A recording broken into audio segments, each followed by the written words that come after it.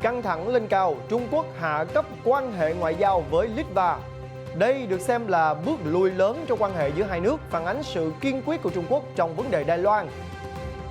Có lẽ vì quá tức giận mà Trung Quốc đã bắt đầu nâng cấp sự khiêu khích đối với cơ quan phòng vệ của hòn đảo.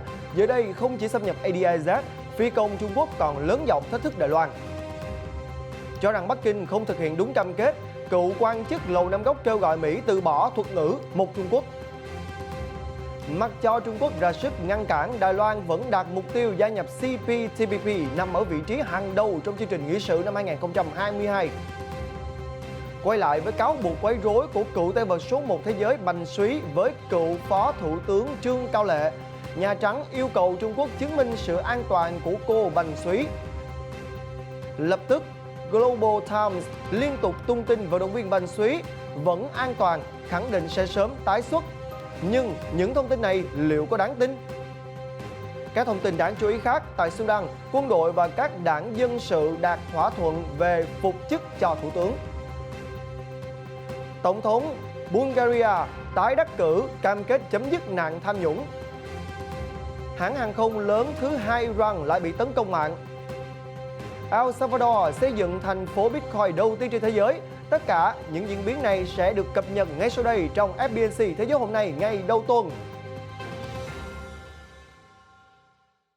Chào quý vị, tôi là Quang Huy và quý vị đã cùng quay trở lại với FBNC Thế giới hôm nay. Thưa quý vị, vào Chủ nhật ngày 21 tháng 11 vừa qua, Trung Quốc đã hạ cấp quan hệ ngoại giao với Litva xuống mức tham tán, hay còn gọi là đại biện. Việc này nhằm bày tỏ sự bất mãn mạnh mẽ của chính quyền Bắc Kinh với quốc gia Baltic này vì đã cho phép Đài Loan mở đại sứ quán tại đây. Trong một thông cáo báo chí, Bộ Ngoại giao Trung Quốc cho biết nước này phải hạ cấp quan hệ ngoại giao với Litva nhằm bảo vệ chủ quyền và các chuẩn mực cơ bản trong quan hệ quốc tế. Chính phủ Litva phải chịu tất cả hậu quả phát sinh từ việc này. Theo Điều 14 Công ước viên về quan hệ ngoại giao năm 1961, những người đứng đầu cơ quan đại diện ngoại giao được phân làm 3 cấp, trong đó cấp đại biện là thấp nhất so với cấp công sứ và đại sứ. Trung Quốc ra quyết định này sau khi Đài Loan mở văn phòng ở thủ đô Vilnius của Litva với tên gọi là Văn phòng đại diện Đài Loan. Trung Quốc phản đối hòn đảo dùng cụm từ Đài Loan để đặt tên vì lo ngại tạo cảm giác hợp pháp quốc tế cho hòn đảo. Các văn phòng đại diện ở nước ngoài của Đài Loan thường được gọi là Văn phòng Kinh tế và Văn hóa Đài Bắc. Bên cạnh đó, phía Trung Quốc cũng lên án hành động này của Litva đã tạo tiền lệ xấu trên trường quốc tế, đồng thời cáo buộc Litva từ bỏ cam kết chính trị khi thiết lập quan hệ ngoại giao với Bắc Kinh, đề cập đến chính sách một Trung Quốc, trong đó các nước công nhận Đài Loan là một phần lãnh thổ của Trung Quốc. Cùng ngày, Trung Quốc cũng đã đưa 5 máy bay quân sự vào vùng nhận dạng phòng không ADIZ của Đài Loan. Không giống như những lần xâm nhập trước, lần này các phi công Trung Quốc còn lớn giọng khiêu khích cơ quan phòng vệ Đài Loan. Theo cơ quan phòng vệ Đài Loan, vào ngày 21 tháng 11 vừa qua, Quân đội Giải phóng Nhân dân Trung Quốc PLA đã đưa 5 máy bay chiến đấu vào vùng nhận dạng phòng không của Đài Loan. Tính trong năm nay, Trung Quốc đã đưa 740 máy bay trong 205 ngày và chỉ riêng trong tháng này, Trung Quốc đã có 82 lần thâm nhập vào ADIZ Đài Loan chỉ trong vòng 21 ngày. Riêng sáng Chủ nhật, 5 máy bay quân sự của Trung Quốc đã bay vào khu vực này. Các cuộc xâm nhập diễn ra lúc 8 giờ 45, 8 giờ 54, 9 giờ 03, 9 giờ 54 phút sáng và 10 giờ 23 phút sáng. Chủng loại các máy bay này đến nay vẫn chưa được cơ quan phòng vệ Đài Loan công bố. Đáp lại, MND đã triển khai các hệ thống tên lửa phòng không để giám sát các máy bay của PLA như thường lệ. Đài Loan cũng phát các cảnh báo qua radio. Tuy nhiên, lần này các phi công Trung Quốc đã lớn tiếng thách thức lại. Nội dung như sau. Này máy bay Đài Loan, máy bay của tỉnh Đài Loan, chúng tôi đang thực hiện một nhiệm vụ quân sự thường lệ. Đây là phi công của lực lượng phòng không hải quân của Quân đội Giải phóng Nhân dân Trung Quốc. Tôi đang thực hiện một cuộc tập trận thường xuyên và đang bay theo luật pháp quốc tế. Dù sao thì cũng hân hạnh được gặp tất cả mọi người. Mới đây thì ông Randall Shriver, cựu trợ lý Bộ trưởng Bộ Quốc phòng Hoa Kỳ phụ trách các vấn đề an ninh khu vực Ấn Độ Dương-Thái Bình Dương cho biết Mỹ nên ngừng nhắc đến một Trung Quốc vì thuật ngữ này được cho là có thể làm ảnh hưởng tiêu cực đến cách tiếp cận hòa bình của Trung Quốc đối với Đài Loan. Theo CNA, ông Randall Skiver, cựu trợ lý Bộ trưởng Quốc phòng Hoa Kỳ, phụ trách các vấn đề an ninh khu vực Ấn Độ Dương-Thái Bình Dương mới đây cho biết, Mỹ không nên sử dụng thuật ngữ một Trung Quốc bởi thuật ngữ này dựa trên cách tiếp cận hòa bình của Trung Quốc đối với vấn đề Đài Loan. Tuy nhiên, khi Bắc Kinh phá bỏ những lời cam kết và không ngừng đe dọa hòn đảo, thì Mỹ không còn nghĩa vụ phải nhắc đến thuật ngữ này nữa. Ông Scriver, đồng thời là chủ tịch của Viện Dự án 2049, đã đưa nhận xét này tại một hội thảo do Hiệp hội Công vụ Formosa tổ chức, một tổ chức phi lợi nhuận có quan điểm ủng hộ Đài Loan độc lập, có trụ sở tại Washington. Tại đây, ông Scriver kêu gọi tiếp tục cải thiện quan hệ giữa Mỹ và Đài Loan cho đến khi cả hai bên đạt được quan hệ ngoại giao bình thường. Ông cũng hy vọng Washington có thể tiến đến một hiệp định thương mại tự do với Đài Loan và thúc đẩy các vấn đề khác mà cả hai bên cùng quan tâm. Cơ quan đối ngoại của Đài Loan MOFA mới đây cho biết rằng việc tham gia Hiệp định Đối tác Toàn diện và Tiến bộ Xuyên Thái Bình Dương CPTPP có tầm quan trọng hàng đầu đối với hòn đảo vì nó giúp thúc đẩy sự thịnh vượng chung của Ấn Độ Dương, Thái Bình Dương. Trong một báo cáo về ngân sách quốc phòng cho năm 2022, Đài Loan cho rằng việc đưa hòn đảo vào các cơ chế hợp tác toàn cầu như Hiệp định Đối tác Toàn diện và Tiến bộ Xuyên Thái Bình Dương CPTPP hoặc các cơ chế khác là rất quan trọng, bởi vì điều đó sẽ giúp nền kinh tế hòn đảo được thúc đẩy tăng trưởng trong dài hạn, đồng thời cũng thúc đẩy hòa bình và ổn định cho cả khu vực.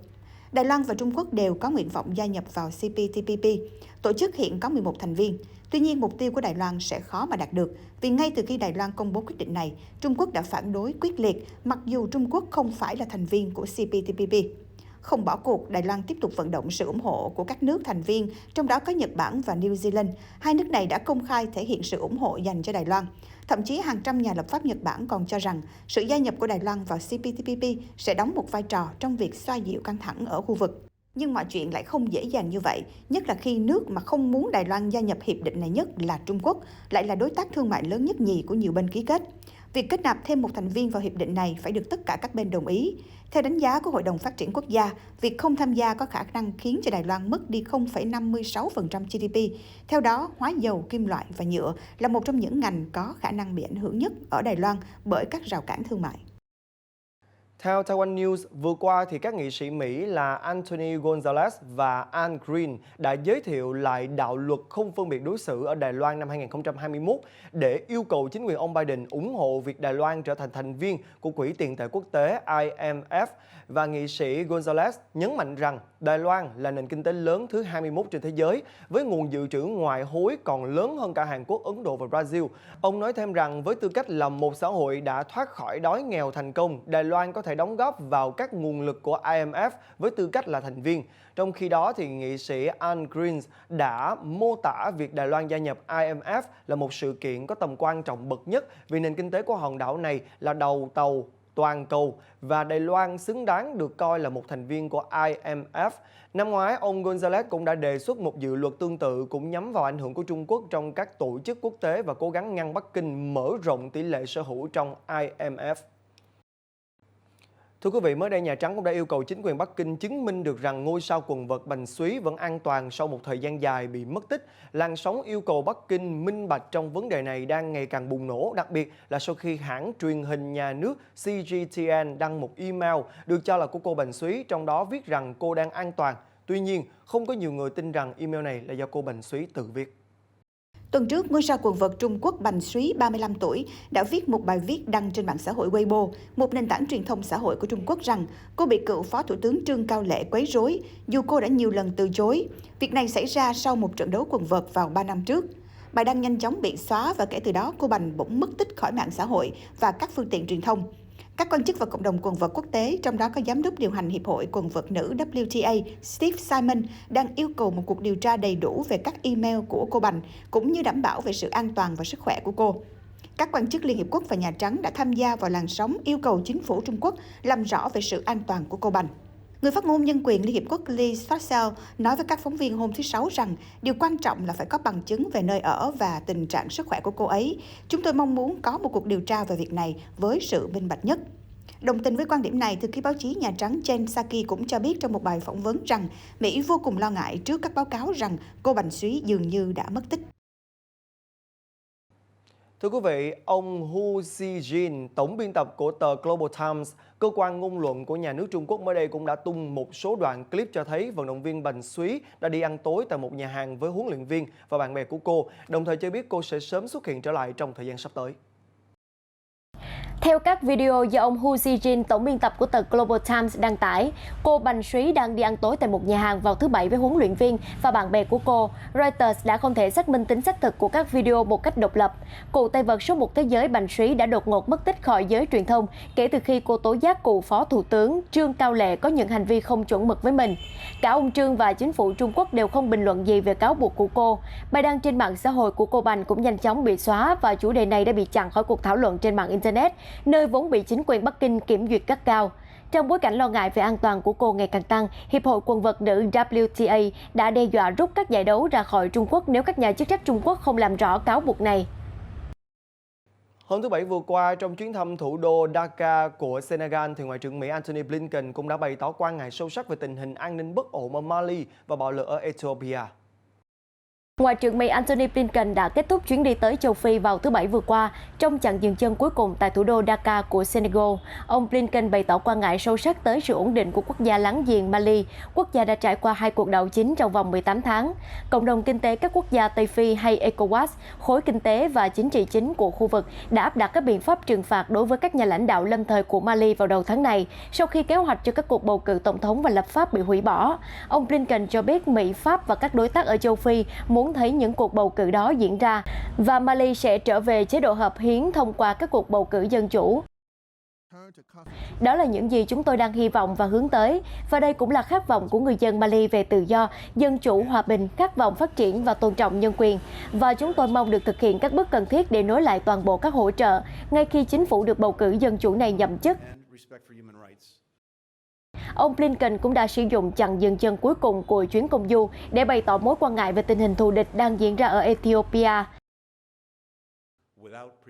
Chúng tôi tiếp tục kêu gọi các bên liên quan chấm dứt ngay lập tức các hành động thù địch để hàng triệu người ở miền Bắc Ethiopia được quyền tiếp cận nhân đạo, những người đang sống nhờ tiền viện trợ. Chuyến thăm của ông Blinken tới châu Phi cũng bao gồm các cuộc đàm phán ở Kenya và Nigeria.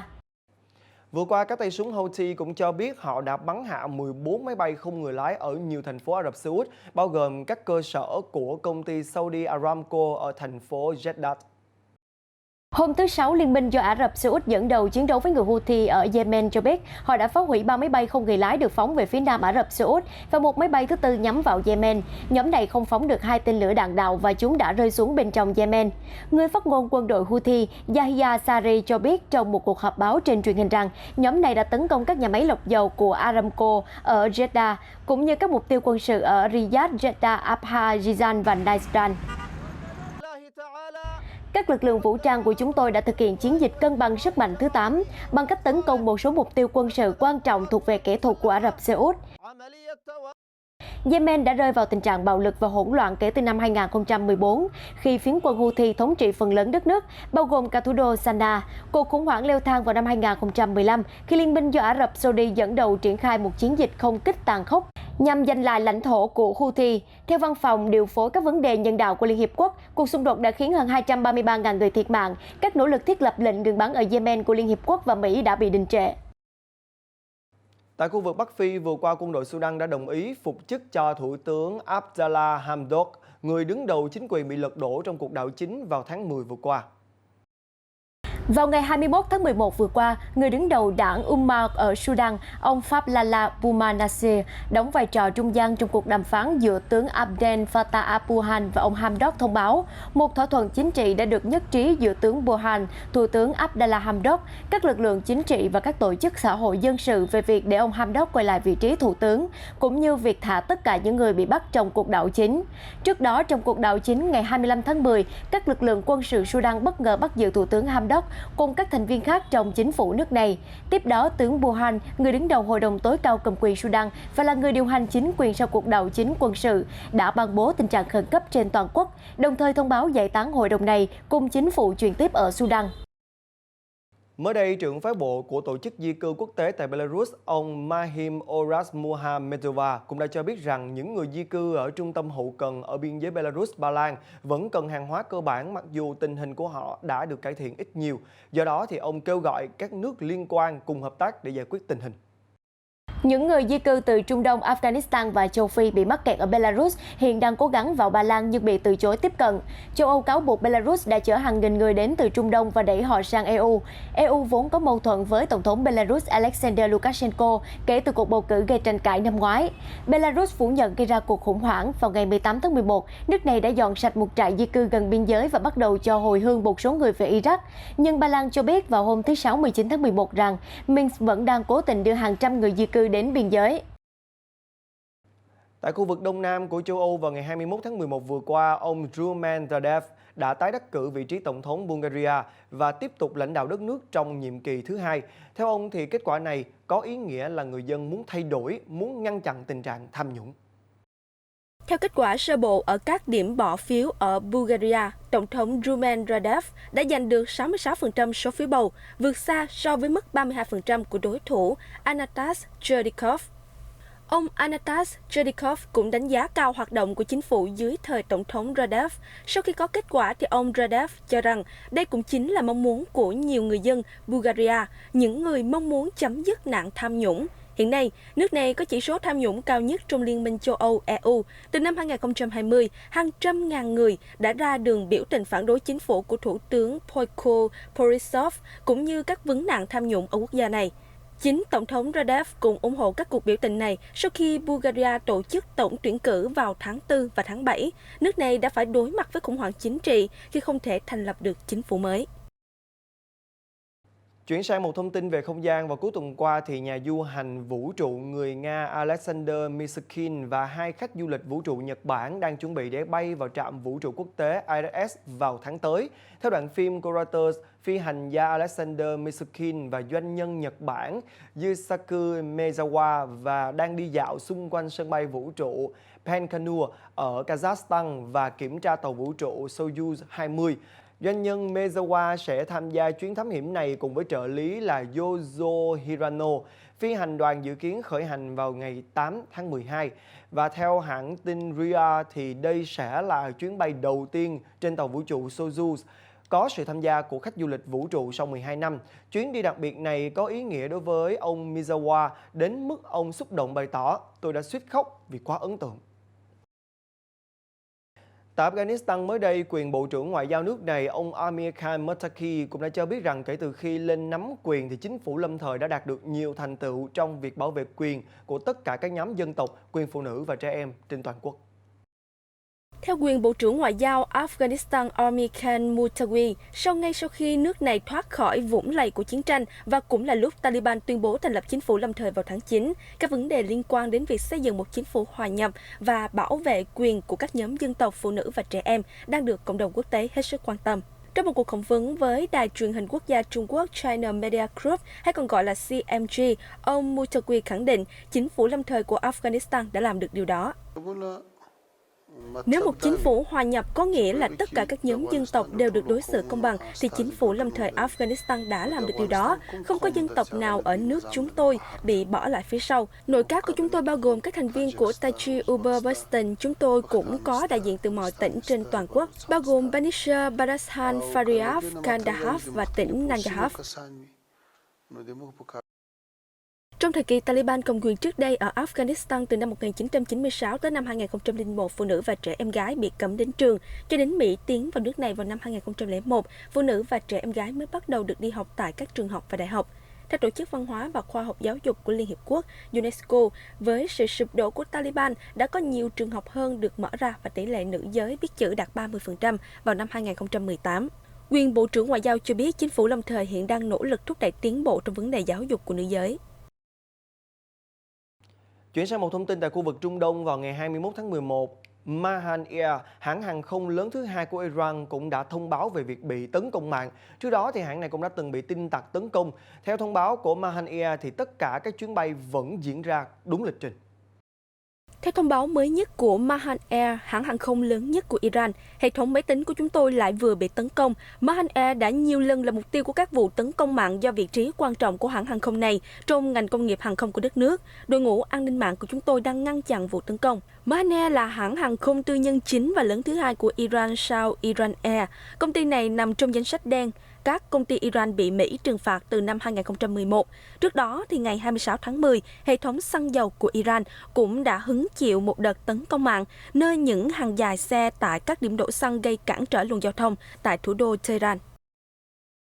Cũng giống như một số quốc gia khác trong khu vực, nhiều cuộc biểu tình đã bùng phát vào cuối tuần vừa qua ở Bỉ sau khi chính phủ nước này ban hành nhiều biện pháp phòng chống Covid-19 tăng cường.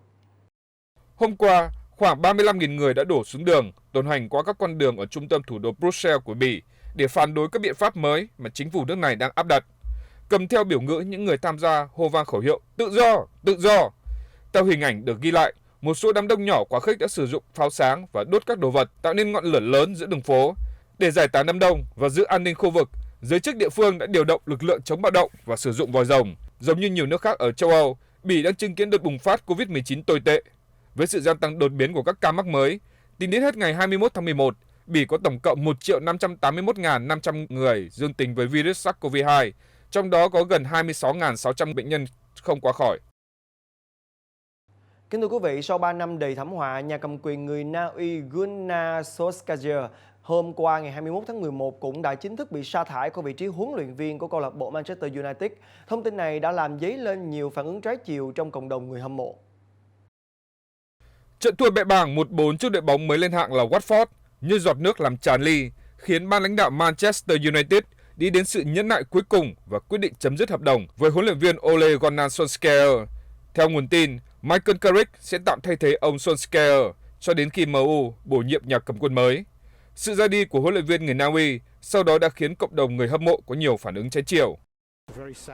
Một ngày thật là buồn đối với tôi, ông Solskjaer là một huyền thoại. Ông ấy đã làm rất nhiều thứ cho câu lạc bộ. 3 năm cầm quân, đó là chuyến tàu siêu tốc thật sự, với những khoảnh khắc tuyệt vời và cực kỳ điên rồ. Có những người tỏ ra vui vẻ, một số người khác lại lo lắng, nhưng tôi nghĩ đó là một quyết định đúng đắn. Tôi mong là chúng ta sẽ không đi vào vòng xoáy tồi tệ đó thêm một lần nào nữa. Trận thua mới nhất trước Watford là thất bại thứ 5 trong 7 trận gần nhất của Quỷ Đỏ ở Premier League. Hiện MU đang xếp ở vị trí thứ 8 trên bảng xếp hạng với 17 điểm. Theo hãng tin Reuters, sau khi trở thành quốc gia đầu tiên sử dụng Bitcoin là loại tiền tệ hợp pháp, thì mới đây chính phủ El Salvador tiếp tục lên kế hoạch xây dựng thành phố Bitcoin bằng nguồn vốn thu được từ việc phát hành trái phiếu của đồng tiền này. Phát biểu tại một sự kiện quảng bá Bitcoin cuối tuần qua, Tổng thống El Salvador Nayib Bukele cho biết chính phủ nước này sẽ xây dựng thành phố Bitcoin, dự kiến nằm ở khu vực phía đông La Union, sử dụng năng lượng địa nhiệt từ núi lửa để đào tiền mã hóa. Đặc biệt tại đây, mọi loại thuế sẽ được miễn, ngoại trừ thuế giá trị gia tăng. Ông Bukele cho biết chính phủ sẽ sử dụng một nửa số thuế VAT thu được để phát hành trái phiếu, trong khi nửa còn lại được dùng để trả cho các dịch vụ công cộng khác như thu gom rác. Giống như những công trình mà Alexander Đại Đế từng xây dựng, thành phố Bitcoin đầu tiên trên thế giới sẽ được quy hoạch theo hình tròn, có quảng trường trung tâm mang biểu tượng Bitcoin. Cùng với đó là sân bay, khu dân và thương mại nằm xung quanh. Cơ sở hạ tầng của thành phố này ước tính khoảng số tiền tương đương 300.000 Bitcoin. Đây tiếp tục là một mục tiêu đầy tham vọng của chính phủ El Salvador sau khi các nhà chức trách nước này hiện thực hóa việc biến đất nước trở thành quốc gia đầu tiên áp dụng Bitcoin là loại tiền tệ hợp pháp. Tuy nhiên, các kế hoạch liên quan đến Bitcoin của Tổng thống Bukele lại dấy lên không ít hoài nghi từ người dân, thúc đẩy nhiều cuộc biểu tình phản đối chính phủ ở nhiều khu vực. Thưa quý vị, theo Cơ quan An ninh Vận tải Mỹ TSA, các sân bay khắp nước Mỹ có thể sẽ đón 20 triệu lượt hành khách vào dịp lễ Tạ ơn 2021. TSA cho biết rằng các điểm kiểm tra an ninh sân bay trên toàn quốc đã trở nên bận rộn từ ngày 19 tháng 11 và sẽ kéo dài đến ngày 28 tháng 11. Hãng hàng không Delta Airlines nói rằng lượng khách hàng của hãng có thể đạt mức xấp xỉ như thời gian trước đại dịch. Delta Airlines dự kiến sẽ phục vụ đến 5,6 triệu lượt hành khách từ ngày 19 tới ngày 28 tháng 11, tăng 300% so với 2,2 triệu lượt hành khách trong cùng thời gian vào năm 2020, nhưng vẫn thấp hơn so với cùng kỳ năm 2019 là 6,3 triệu lượt hành khách. Trong khi đó, thì United Airlines dự kiến họ sẽ đón hơn 4,5 triệu hành khách vào dịp lễ Tạ ơn này, tương đương với 88% so với lượt khách vào cùng thời gian năm 2019. Việc gia tăng lượng lớn hành khách này được cho là xuất phát từ việc chính quyền của Tổng thống Mỹ Joe Biden dỡ bỏ các hạn chế đi lại đối với những người đã được tiêm chủng đầy đủ đến từ 33 quốc gia kể từ ngày 8 tháng 11, bao gồm Trung Quốc, Nam Phi, Brazil, phần lớn của châu Âu. Kính thưa quý vị, ngôi sao của đội bóng Paris Saint-Germain Kylian Mbappé cùng với nhà vô địch Olympic môn nhảy cầu người Trung Quốc Zhang Guoqi mới đây cũng đã trở thành cha mẹ đỡ đầu của hai chú gấu trúc khổng lồ con được sinh ra tại một vườn thú Pháp cách đây vài tháng. Trong buổi lễ ở vườn thú Bivol, tỉnh Loire, miền Trung nước Pháp, hai cá thể con của loài gấu trúc khổng lồ Yandudu và Hoan Lily được đặt trong chiếc xe di động đặc biệt. Có mặt tại sự kiện này, người cha đỡ đầu của chúng, Mbappé chia sẻ rằng đây là một khoảnh khắc trọng đại đối với anh. Thật tuyệt vời khi được có mặt ở đây, cùng cô Zhang Guoqi, một nhà vô địch môn nhảy cầu, để gặp tất cả các bạn. Tôi hy vọng chúng ta sẽ có khoảng thời gian vui vẻ. Theo nguồn tin, Cha mẹ của hai con gấu trúc con này là cặp đôi Hoàn Hoàn và Yang Ji. Chúng đến Pháp theo thỏa thuận mượn từ Trung Quốc vào năm 2012, đánh dấu mối quan hệ gắn bó giữa Paris và Bắc Kinh. Thông tin vừa rồi cũng đã khép lại FBNC Thế giới hôm nay ngày đầu tuần. Con Huy cảm ơn quý vị đã quan tâm theo dõi. Xin chào và hẹn gặp lại.